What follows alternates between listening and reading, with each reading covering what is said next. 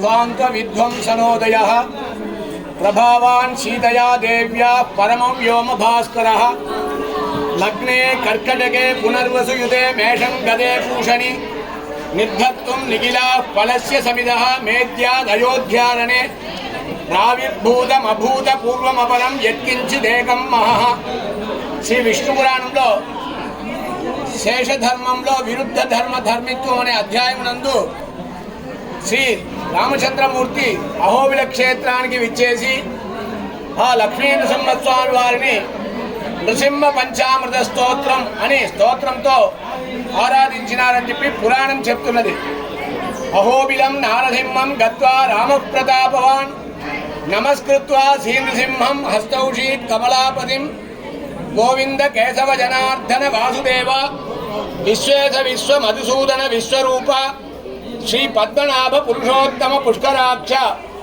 నారాయణాచ్యుత నృసింహ నమో నమస్తే ఇది స్తుత్వా రఘుశ్రేష్ఠ పూజయామాస తం హరిమణి. రామచంద్రమూర్తి అహోబిల నృసింహస్వామి వారి మీద నరసింహ పంచామృత స్తోత్రంతో ఆరాధించినాడు కనుక ఈ అహోబిల క్షేత్రంలో నరసింహస్వామి వారి సన్నిధి నందు దక్షిణ ముఖం చేసినట్టు ఆ రామచంద్రమూర్తి సన్నిధి, కోదండ రామ సన్నిధి, వామే భూమి సుధా పురస్థ హనుమాన్ పశ్చాత్ సుమిత్రాసుధ శత్రుఘ్నో భరతశ్చ పార్శ్వదయో వాయువాది కోణేషు చ సుగ్రీవశ్చ విభీషణశ్చ యువరాట్ తారాముఖో జాంబవాన్ మధ్యే నీల సరోజ శోకము కోమల రుచిం రామం భజే శ్యామలం అని చెప్పినట్టు ఆ రాముల వారు పట్టాభిషేక రాముడుగా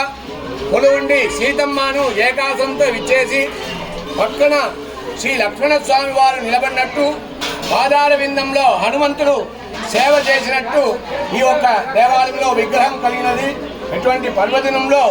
నరసింహస్వామి వారి క్షేత్రంలో రామచంద్రమూర్తి ఇక్కడ కొలువున్నారు కనుక ఈ శ్రీరామనవమి పర్వత మొదటి దినాన్ని ఉద్దేశించి స్వామివారికి విశేషమైన అభిషేకము, సాయంకాలం ఉభయ దేవమాలతో శ్రీభూమి నీల ప్రహ్లాద వరద స్వామి వారు, శ్రీ సీతా లక్ష్మణుడు సహేత కోదండ రామస్వామి వారు 4 మాడవీధులలో విచ్చేసి భక్తుల్ని రక్షించే అనవాయికం. అటువంటి రీతిలో నృసింహస్వామి వారి క్షేత్రం నందు శ్రీరామనవమి జయంతి పర్వత ఉత్సవం అత్యద్భుతంగా జరుగుతుంది కనుక సర్వోపియం సమాశ్రిత్య సకలం భద్రమస్కుతే శ్రియాచ భద్రయా జుష్ట యస్తం భద్రం నమామ్యహం. శ్రీరామచంద్ర పరబ్రహ్మణే నమః.